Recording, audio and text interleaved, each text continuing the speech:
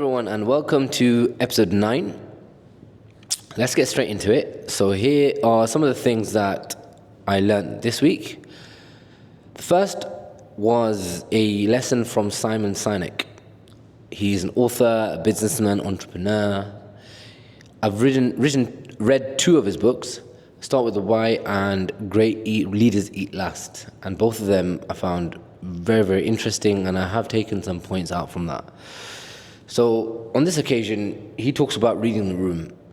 Now, I pride myself in trying to be someone that is rational, someone that is logical as much as possible, and trying to be as honest and as transparent as possible, especially in the world of work or when it comes to self-improvement, so with friends and family. However, what he says is read the room. Sometimes we don't have to be honest in the moment. And this comes on the back of something that happened this week, and then after reflecting upon that, it reminded me of something that I read that he said, and therefore it's a retrospective. Then I looked into it, researched it, make sure that I found the words that he was actually saying, then I can talk about this today. And what he says is that sometimes there's too much emotion to have a rational conversation, and instead, in a conversation, you should meet emotion with emotion. You should meet rationale with rationale. If you're in a conversation where it's an emotional person meeting a rational or logical person at the time, then the logical person or the rational person should stand down and should delay the feedback or that discussion to a later date. We have to be honest, but more often than not, we can delay the honesty. Number two is a quote from Chris Williams. He was doing a podcast with Joe Rogan. This podcast is probably really, really old, but I stumbled across it this week. And one of the things he said was the following quote: "You can be anything you want in life, but you can't be everything that you want." And this quote resonated with me because I feel a lot of the time I lack focus. I want to do everything all the time. So right now I'm working on this podcast, and I stumbled across this YouTube video that says that if you do this thing, you're going to make lots of money. And all of a sudden I'm going down that rabbit hole, looking into it. What does it mean? What do you have to do? Researching Reddit, asking friends that are into the space as well. And before I know it, I'm wasting a day or two just focusing on this side thing. And that happens to me constantly, again and again, trying different things. And sometimes it's enough for me to take that on board and then try 2 or 3 things at one time. And I lack focus. And I've realized that if I'm always getting distracted by trying something new, then I'm not going to make any headway into the things that I am currently working at.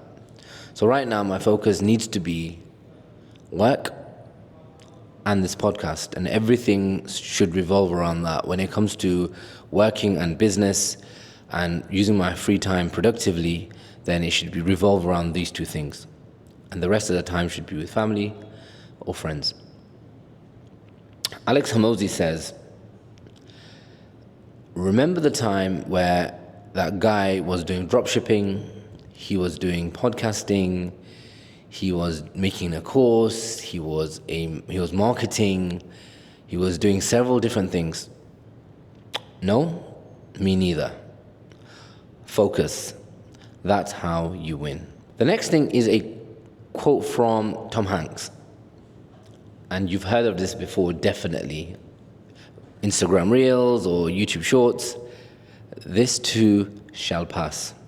This week, I was listening to a podcast between Tom Hanks and Jay Shetty, and this is the first time I've heard a podcast with Tom Hanks in it. Usually there's short interviews, but nothing that lasts more than an hour. However, this one did, and it was very interesting just to get into the mind of Tom Hanks, what he thinks about, what his childhood was like, and just his philosophy to life and challenges and obstacles. And in this interview, he does touch upon this infamous quote, "This too shall pass." And if you've not heard of it before, The quote goes as follows: do you feel that you've had the worst day in your life, you've made the biggest mistake, you've done something that you can never ever come back from? This too shall pass. Do you feel that you're the greatest in the world, that you can never make a mistake, that you've made it into a successful person, people respect you and look up to you? This too shall pass. And the point he's trying to make here is that whatever you're going through, good or bad, time is your ally. And over time, everyone will forget, you'll get a chance to rectify any mistakes you've made. People will forget the things that you've done. But the opposite is also true. Even if you're doing great right now, there will come a time where you're doing not so great. You'll make a mistake.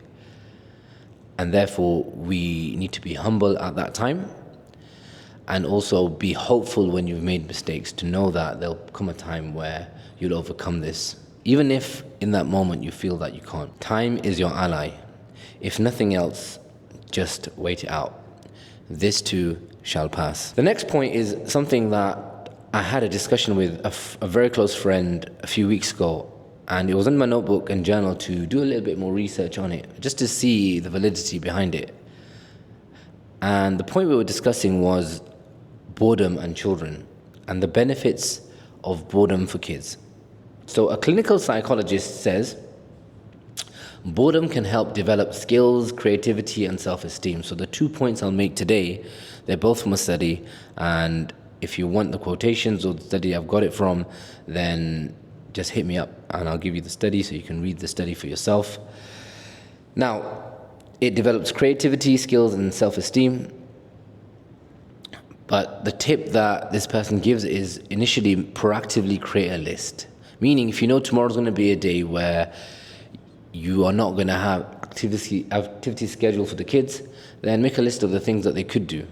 So even if you give them the option to do what you want, or you think about what you'd like to do, and they come back to you several times without something to do, make a list and say, okay, you can play with Lego, you can build a fort, you can whatever else that you'd like to do, and make a list of 10 things, and you have those options. And if they still don't want to, then just be bored. Stare at the ceiling. Okay, think about something, close your eyes, write a story, whatever it could be. And what she also says is this is not a pass for lazy parents. This means that we should split our times effectively between doing activities with the children, proactively together as a family. It means they do activities on their own. And lastly, it means they do nothing. So there's boredom that we're talking about here. So activities on their own, activities as a family, and then to be left alone and for them to do whatever they wish they want to do. And you don't give them any guidance on that. Dr. Vanessa LaPont says, children need to have time to just be. The world needs to be quiet enough for them to hear themselves. And this quotation really hit home because sometimes they might not know what they like, and therefore they need time where they have nothing scheduled and you're forcing them to do something, and they'll naturally try so many different things. And over time, they'll know what they enjoy doing outside of watching TV or anything to do with an electronic device. And they just need some time to hear themselves, what their hobbies are, what they enjoy, the things that they love to do. The next point is something that I read a long time ago. It was on a YouTube reel somewhere, and something that happened this week made me reflect upon that. So there's a quotation by 50 Cent, and he says, "I don't mind losing. I just like to lose at my expense." And what he's trying to say here is that in times you will make mistakes. There will be so many mistakes that we make. But for me, I get more annoyed when I want to do one thing, and for some reason I was persuaded by someone else to do something else. And in my heart, I wasn't really into it, but I respect the person, or I wanted to make them happy, and therefore I went with the decision that they wanted to go through. And we realized that it didn't work, and it backfired on us, and After that, I started thinking about, why did I go with that? I should have just done what I wanted to do instead and not listen to that person. And I beat myself up about it much more than if there's something that I want to do and I go for it and I make a mistake, then I know what I need to do to rectify that mistake. I know what I need to do next time. I'm not going to beat myself up about it because it was something that I wholeheartedly made. That's the decision I made. And this is why when it comes to projects and it comes to businesses, I like to do it on my own as much as possible. Unless there's someone that we're just on the wavelength, we're on the same wavelength, that usually we come to the same decision. Or I believe that he has enough business acumen that he knows more than me in this industry. And therefore, even if we make a mistake, I know that he knows more. And therefore, the mistake I may have made or wanted to do probably would have meant things turned out worse. But most of the time, I like doing things on my own because I have complete autonomy on the way that certain businesses go forward and the decisions I make, and the mistakes that are made, they're mine. I don't mind losing. I just like to lose at my expense. The last point is a little bit of a cringe point, and it talks about passwords. So I was reading the newsletter for Sahil Bloom, and I'd been meaning to do it for a while now because I've not read it for about a month. So there's a couple I had to catch up on. And one of the things that he said was how we use passwords in this day and age. And it kind of hit because I had to do the password for school this week anyway. And he was just saying that the password is something that we have to write constantly. And at my workplace, I know that we have to, every time we sign into a new computer, even though we've said save password, so we don't have to do it next time, we still have to do it. And therefore, I'm writing the password out again and again. And he said, use this time to cement a mindset or learning that you wish to do, or something, or a mantra that you wish to remember, and something you want to go through your head every single day.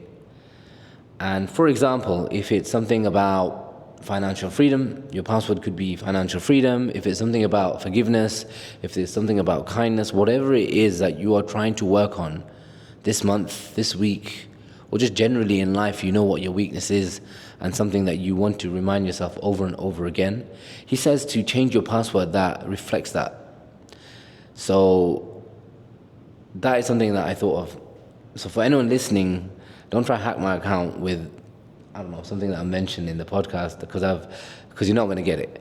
But something to think about, if you're going to have to do a password anyway, then why don't you use a password that reflects something you're trying to improve upon? And therefore, every time you write that password down, then it's something that you're going to remember. I hope you guys enjoyed the podcast. I see you guys next week. Thank you very much for listening. And if you haven't already, so last video, I've got nearly 150 views, but I'm only on 40 or 50 subscribers. So if you've reached this far, then I'm guessing you've definitely already subscribed. But if you haven't, please hit that like and subscribe button because it helps me a lot and it helps me getting closer and closer to my weekly and monthly goals. Thank you very much, guys. Once again, thank you very much for listening.